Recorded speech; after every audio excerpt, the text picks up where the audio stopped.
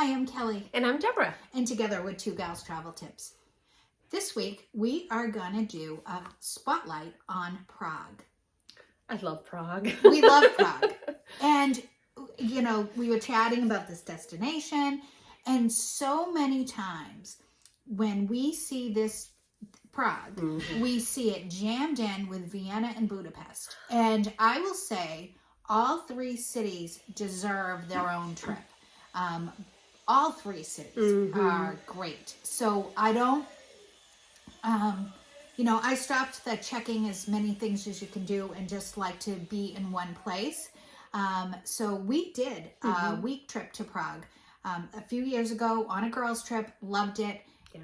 We were not bored, and there are actually way more day trips than we could have done in our time there. So, like always, we started with our airfare, and we are flying on TAP Airlines from JFK, to Prague. And we are going on TAP, and that was $404 per person. That is a budget airline. They do weigh your bag, so be careful. That is true. They weigh it, so be careful. So it's a carry-on bag. Yeah. Just so you know, Deb's getting her floors done. Yeah, if you hear noise, I apologize. I'm jealous. So it's $404. I did try to price it out with a layover, and they'll say that there's no fee, but it depends on what the going rate is for the departure. So I didn't feel like it was worth the extra money, and I don't remember what it was, but to stop in Lisbon for a day. So I skipped that, but know that that's an option with TAP Airlines. Yeah, because TAP is the Portuguese airline, so Portugal. Right. Yep. When I was also looking at Prague flights, right now it's about $468 coming out of Boston. Oh, okay. Around that September time frame. Yeah. But quite honestly, as we've said, anything you can get south of $500 is good. That's kind of where we build our budget around. But it can be a little bit lower right now. Everybody's returning back to travel, and the fuel prices have increased a lot. So the airlines obviously, are compensating for that. But anything around in that 400, which is a great deal, 404 right now. But anything, low fours or even high threes, snag it. It's a great rate to get to Prague. Yep. And Prague is inexpensive when you get there. So I got us an Airbnb. This is built on 4 people in this budget, and it's $221 per person for the Airbnb. It was 2 bedrooms, and I can't remember how many baths. I believe it was 2. So that's a great deal for Prague, right in the city center. You're also going to need a transportation, on their trolley system. You're probably going to not need a lot. I did build in $50, and that's probably more than enough. They use an SMS system now because they don't have, ticket machines everywhere. I believe we bought a pass. We stayed a little bit outside, so we couldn't walk to the city center when we went. Right, we did do the pass, and that was fine. We could get on and off. And that was fine. But no, they're gonna, there are people on those trams checking, so be sure you buy a ticket. So the SMS version, I think, would be the most economical, staying, being that, we're staying right in the city center. I also planned a car rental for $21.50 per person for this day. That gets us to and from the airport, and it gets us on our day trips. And that's a small car. Perfect for day tripping. Yeah, for sure. And the thing about our Airbnb that we selected is the free on-street parking. Exactly. So if you have a car, if you've seen our other videos, which you should, you always want to take into consideration where you're going to park it, and how much is that going to cost you. Right, right. Factor that in so you're not surprised. On the COVID front, there is a new app or passport or something that is open to EU citizens. So in certain countries. So I don't recall what it's, and the reason I know this is because I'm traveling on a Mediterranean cruise. I had to research every country of what I needed to do to get in for COVID. But there's this new, I think it came into effect in February of this year. And it includes some other countries other than EU countries, not the US. So I don't know what the Prague requirements are, truthfully, for entry. By and large, it's usually vaccinating and or a PCR test or both. Yeah. You know? So, and then you will need a COVID test to get home, of course. And then I budgeted $300 for food. I don't remember any place in Prague that I loved the food. Do you? No, it was good food. It was because we always have a good habit of picking really nice restaurants, but I mean not really nice, but very good restaurants, good food, good. Yeah. We get great recommendations from different individuals, locals. But I don't think anything really stood out. During that trip. The only thing that really stood out to me was the beauty of the Hard Rock. It is one of the most beautiful Hard Rocks. Mm-hmm. The architecture in Prague is spectacular, and it's all a wide variety of Art Deco and other styles of architecture. It is well worth just walking around the city, just to see the architecture. There's the Fred Astaire building, which looks like it'll be in my pictures, or our pictures. It's really something to see. Yeah, architecturally, it is really neat. It sort of has this curve to it, sort of like somebody's dancing. Yeah. So it's a really interesting architecturally. But you're right. The architecture, it's beautiful because it's so old. But yeah, there's modern right next to it, which is really, there's this juxtaposition about it.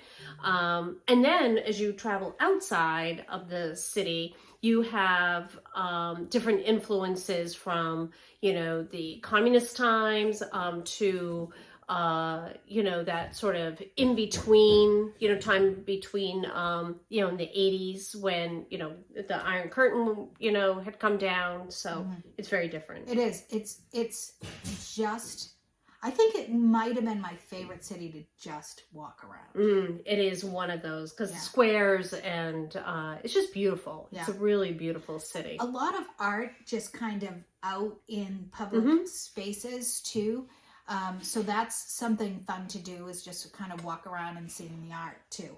It is. It's a great city. Yeah. And then some of our favorites were, going to the Old Town Square, of course, and seeing the astronomical clock, and our cinnamon tour was great there. Yeah.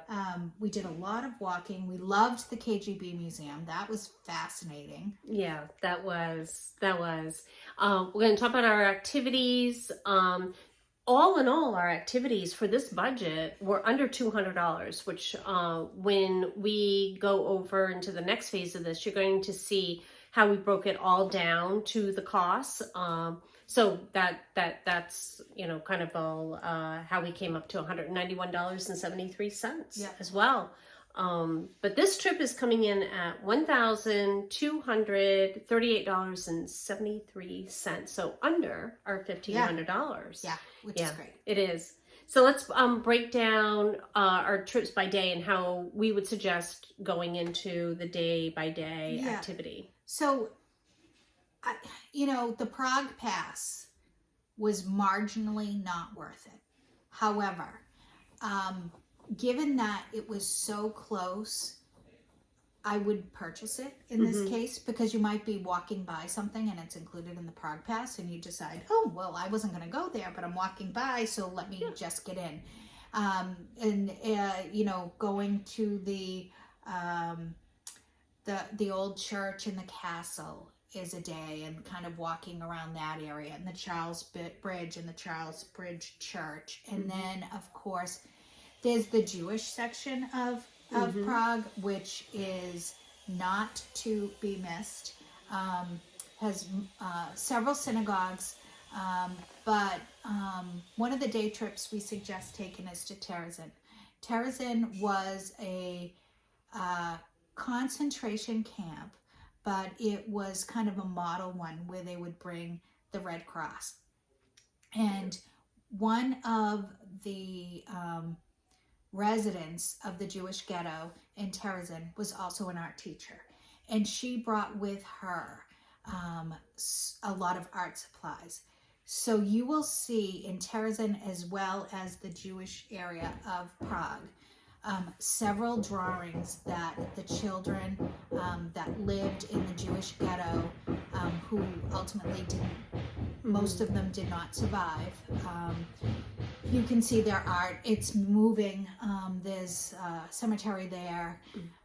There's, they have the patches that the Jewish people were forced to wear by the Nazis. It's very educational and not to be missed. So, and that was a full day, really. That really was. With Terezin, one of the things to keep in mind, and if you heard the stories over time when the occupation was beginning and people were moved out of their homes and they were sort of moved into communities, this is one of them where it began, but then it, evolved into a concentration camp. So that around the world, they invite press that were getting speculation that was happening, saying, what's really going on here? This is what we're hearing. And they would say, oh no, look, it's a beautiful community. Here are the children. And they would have them put on performances and sing about that and portray it almost like a camp, almost like a wonderful Jewish community. And it was anything but. So it was really the place where they brought everybody for propaganda. So it's humbling. It is very powerful to be there. It is, it's very educational, but it's, you come back to reality about, the severity of that time. And, it's a wonderful, we make it sound so somber, but it's reverent, it's a reverent time, but, very educational. And I believe, wasn't it Margaret Thatcher's parents died? That's right. There. I believe that's... Yeah, I think that's that one that they were... Yeah. So it's definitely worth to go very much. So we would suggest that. Yeah. All right. Well, let's go into our activities. All right. Okay. So I'm going to warn you that there's so much to see and so much to do. What we've outlined, and you'll see it in the spreadsheet, is, it's a packed day, but, look at it, decide what works for you.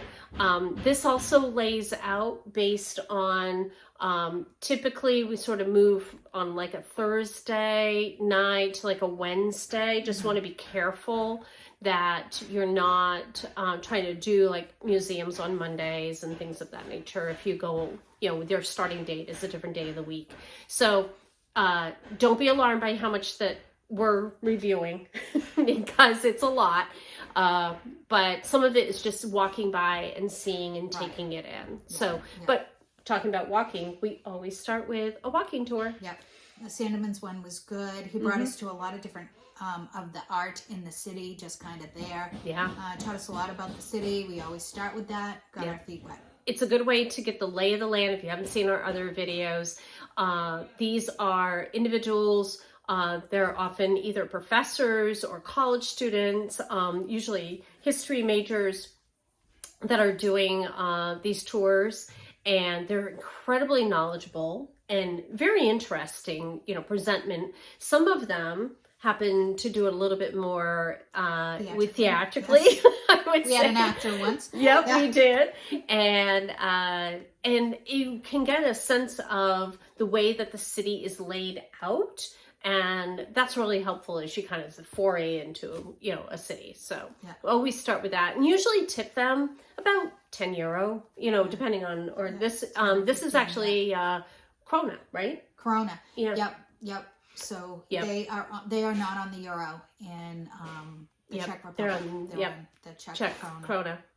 All right, and then from the walking tour, which usually lasts about an hour and a half, is one of my favorites. It was the KGB Museum, which is it's almost right next to the American Embassy. Yeah. So it's in like the embassy zone, and we were looking around and we couldn't really find it, and we like, didn't you knock on the American Embassy like thinking you were there? Like we thought it was there, but it wasn't there. It was not there. So, but it's a fascinating little museum. It's a tour. The guy is very eccentric. Absolutely ex-KGB. Yeah, he has a passion for communism and collecting all of this memorabilia, I guess is one way of putting it.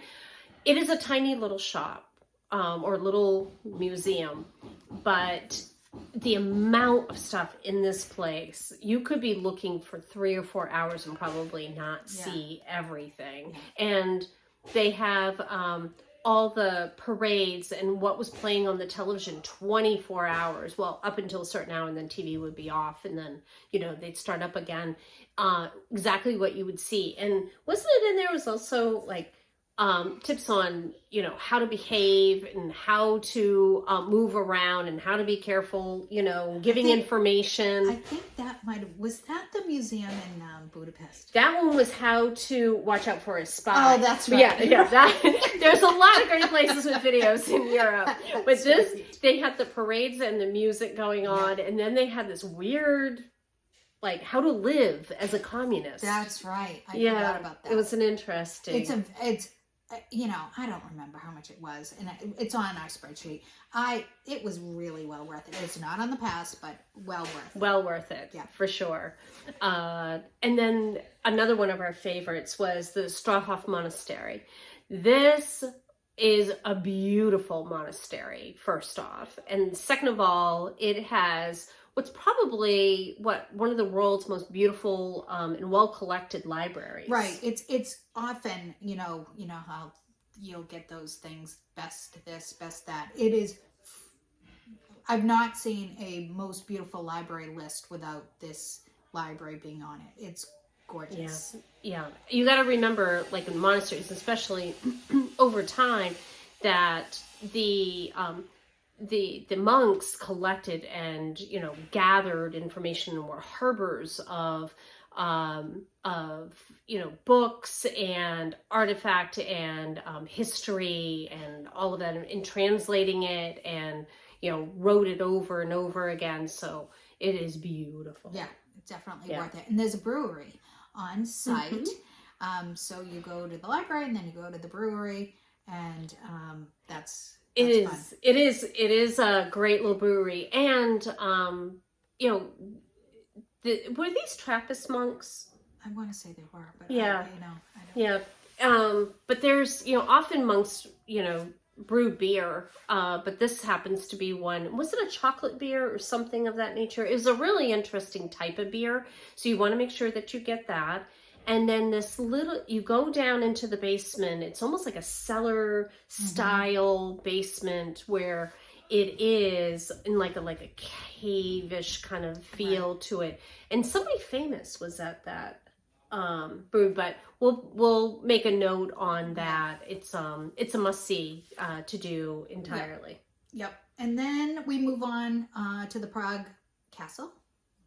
And there's a lot to see in that area. There's a church, and you buy the pass, and it includes also the Charles Bridge Museum is included in the pass. So that's several hours. There's all these little cottages in there, and you can go in the little cottages, and it looks like they look like little playhouses, and that's where the workers for the castle lived. And so that in itself is fascinating. I think that might have been my favorite part. But there's a beautiful church and a lot to see. We saw the changing of the guard there. So there's a lot to see in that area. Yeah. That was the place with the mulled wine, correct? Right. Yeah. And weren't some famous writers had taken up into those tiny little cottages? I don't know, possibly. Yeah. And so there were a few that were still occupied. Most of it has now turned into sort of a tourist thing, but there are a few that are still held in the original kind of ownership, if you will, that they, over time they had sold them. They weren't just used for the workers anymore, and then people lived in them, and then most of them, of course, have turned over into tourism. But it's really cool to see. Yeah, and then this is kind of in the same neighborhood as the KG Museum, so that whole area is just beautiful streets to walk down to see the architecture after you're done there. So that's and then head over to the Charles Bridge.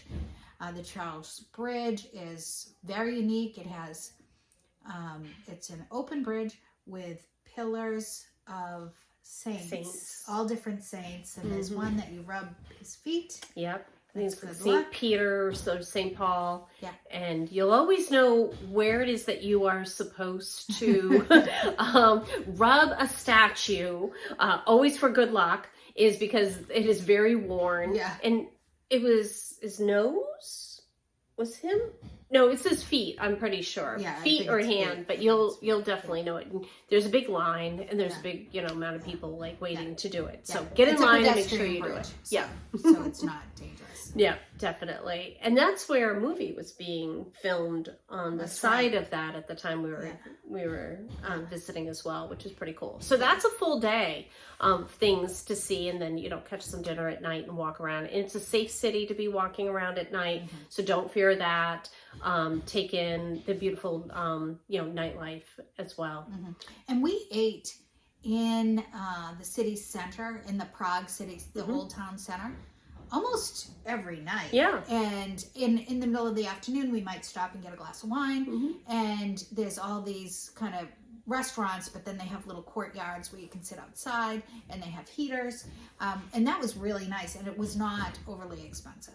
Yeah, no, very reasonable, and for really good food and good portions. So yeah, it would definitely be worth it. So we move on to day 2. And we have the memorial to the victims of communism.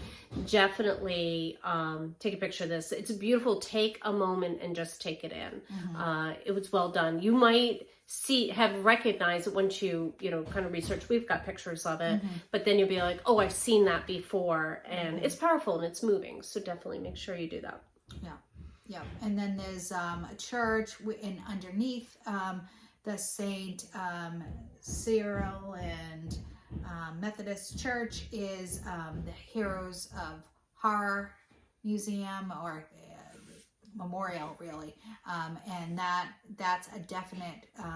You should go to that. Yep, make sure that's on there. And then we've got the Cold War Museum, a lot of museums here. The Museum of Communism. It was really, we got to remember too, the communism lasted well into the 80s. So that had happened for a long time in their culture and their history of that country.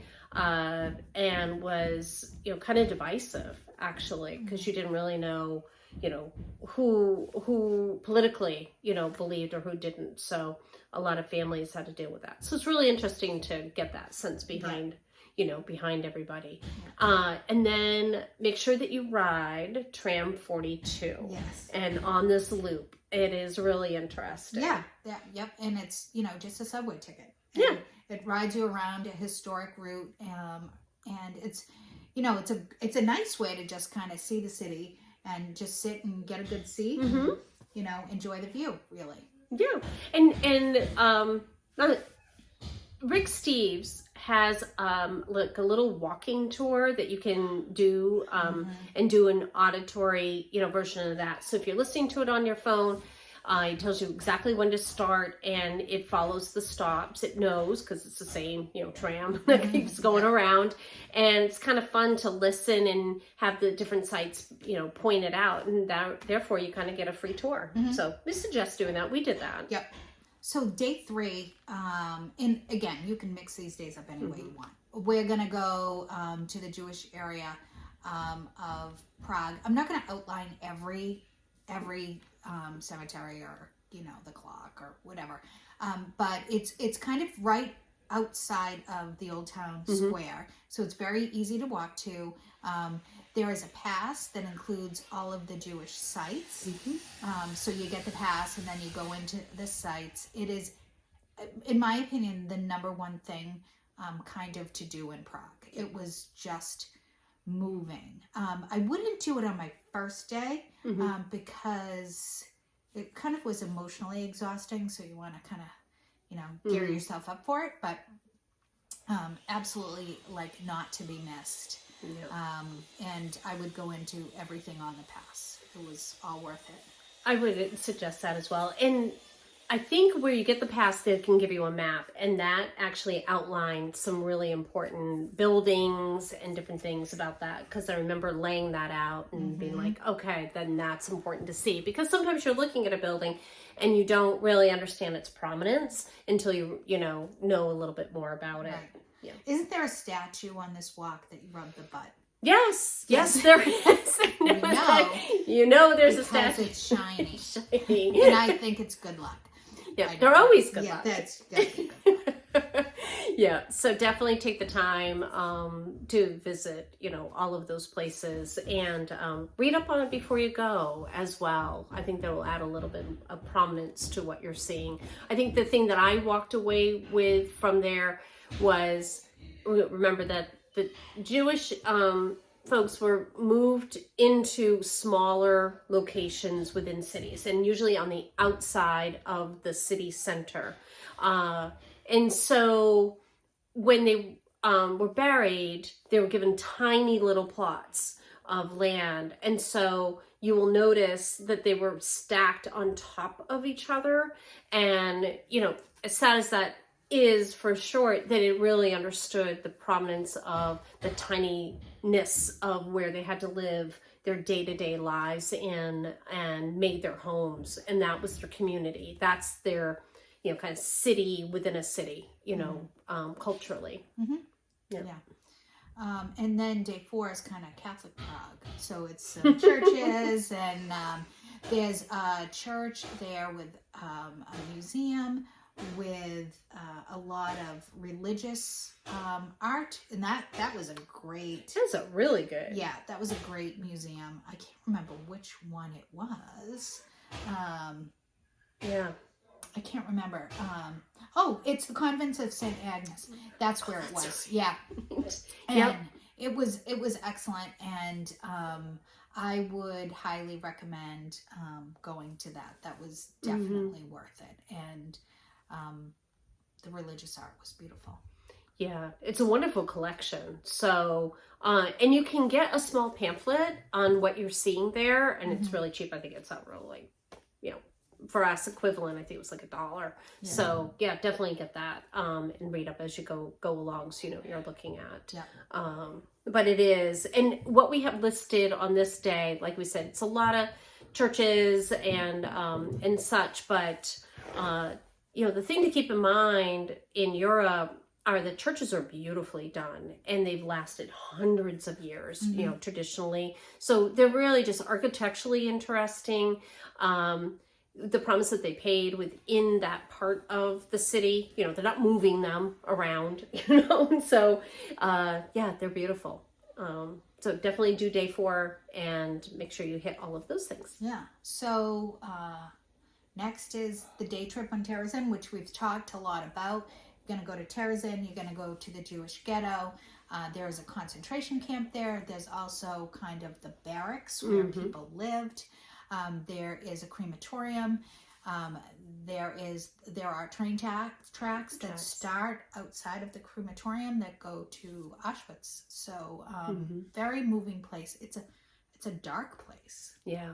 It really is. And the sad part was we went on a sort of a rainy day. Yeah, it was just... That was added, added to the ambiance of that. But definitely do go if you can. Yeah. And it's an easy drive, so don't feel intimidated. Like, there are a lot of tours, so, and I never think a tour is not worth it, but, feel like you can do it on your own, too. Yeah, absolutely. You can do it on your own, for sure. And the town was it hadn't really been built up as much as I thought that it would be, given the number of decades that have passed. And it almost feels like there's sort of a cloud hanging over Terezin that was just never going to get out of its way. Yeah. And go through any regentification or anything of that nature. Yeah. So I don't even remember a coffee shop. no, Like nothing. there's like nowhere to eat, no nothing. Yeah. So that was a bit disturbing, but the drive is beautiful. It's a very nice drive. Yeah. So Very easy. Yeah. So you can get ahead of that. Yeah. Good. So there are a lot of other day trips you can do from Prague. We chose to go to Kutna Hora. Kutna Hora is a little town. We stopped on the way and went to Konpaste Castle, and that was the residence of the last Habsburg, who was heir to the Austrian Empire, and he was killed in Bulgaria. I think Bulgaria. Belgrade. Yeah. Yeah. Yep. He was killed in Belgrade, and that was what started World War One. So we went to that castle. It was fascinating, and it was beautiful. It was well worth it. I think now you have to make a timed reservation to go. That was worth it. And then we moved on to Kutna Hora, and there is a bone church there. And the bone church is fascinating because there are a lot of, because what happens was that, there's not a lot of room to bury people, right? So they'd bury people and then they dig, and everybody wanted to be buried. They brought soil from the Holy Land. So everybody wanted to be buried where the soil from the Holy Land was. So then they dig up the people and put the new people in. So they had all these bones. And then they made this bone church, and there are a lot of them in Europe, but this one, they made like chandeliers out of the bones. They're like very ornately decorated with bone. Yes. Everything you can imagine. If you think of, this is what I thought of when I was there, and you'll be reminiscent when you see some pictures, but think of like the Hard Rock cafes and how ornate, with everything being, music oriented around there. Now just think of decorating everything you can imagine with bones. So they have actually like harps and the outline of the doorways and rosettes and chandeliers, and everything you can imagine is with bones, skulls and bones. Yeah. And it's not, it's respectful. Yeah, it is. I was a little taken aback at first because I've never been to a bone church before. But it's done in a respectful way. Because what we're going to do with the remains of these individuals, they know that the souls have already left, so these were just remnants. So, but you want to still pay respect to, that these were, parts of humans at one time. And it is a church, so you do want to be respectful. Saw some people that were not, and they quickly were asked to leave. So you just want to appreciate the artistry of what they were doing and why they were doing it. But it's really interesting. Yeah, it is. It's definitely worth it. And then we left the bone church and went over to St. Barbara's. We also had the Museum of Silver tour on our plan. Never made it there. We had a little car issue on the way to St. Barbara's. St. Barbara's is on a hill. The GPS routed us. I was convinced we could drive down this path. Yeah. We couldn't. We got a flat tire. We had to change the tire. We were stuck because we were kind of jammed. We had to move cars. We had to find the owners of the cars. It took a while. But that being said, they sell wine that they make there. There's a little gift shop. It's a beautiful church. And I believe that's a UNESCO World Heritage Site as well. Yeah. Yep, it is. And architecturally, St. Barbara's is beautiful. It's beautiful from a distance. It's done in a very unique way that, unlike most churches, I think it's done in like a Gothic style. But it is beautiful. And like Kelly said, they do wine there, so they've got like a little winery, towards the back of the church. And most of them, and that's actually run by the nuns that are there. There's a convent on the grounds. So just make sure that you know where to park, and you don't trust your GPS. Exactly. Or your co-pilot. Yeah, or that. No. So that is Prague. That is our recommendation Mm-hmm. for Prague. You know, definitely don't rush through it. There is enough to see. It's a great city. Be a local. You know, we made friends there too. And enjoy the city. Yeah.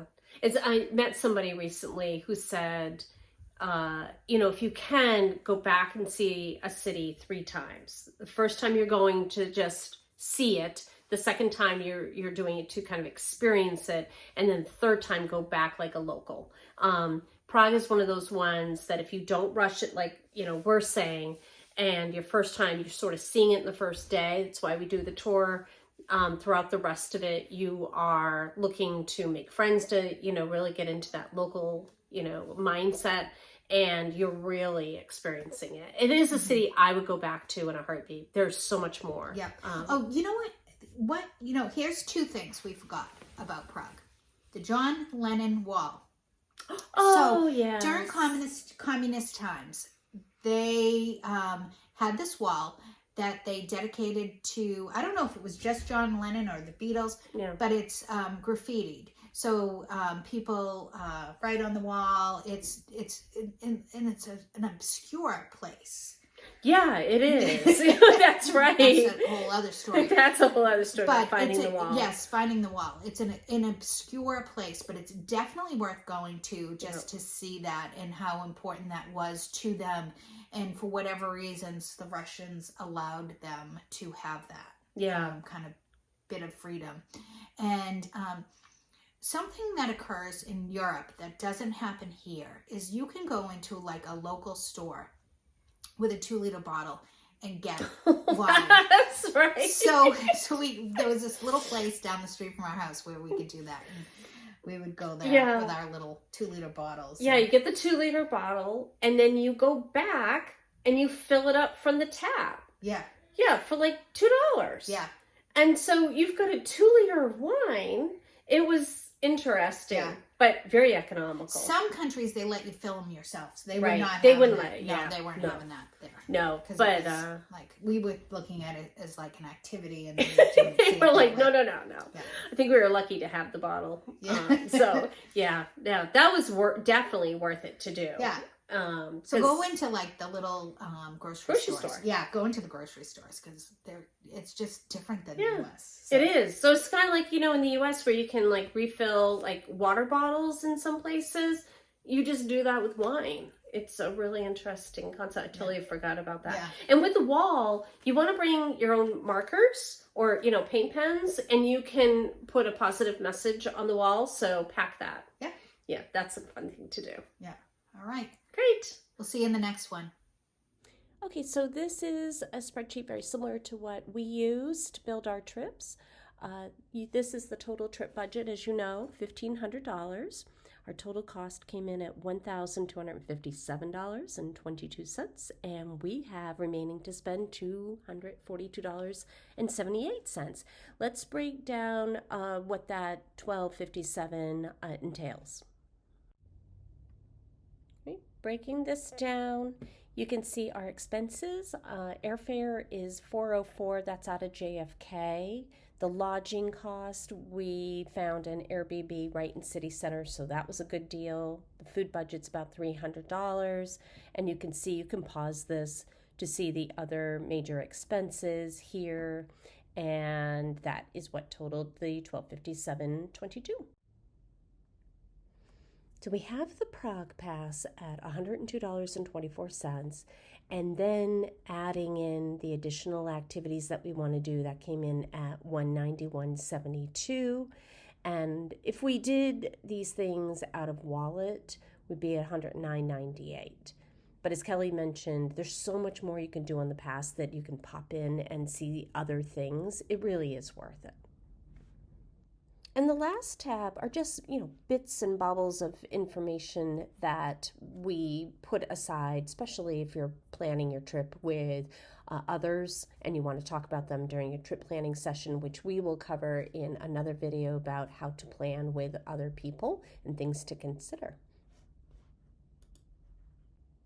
If you're finding value out of this content, please let us know by hitting that subscribe button and liking our content. Drop us a line if you have a city or a country that you want us to break down to a trip budget on $1,500 per person, 6 nights and 7 days.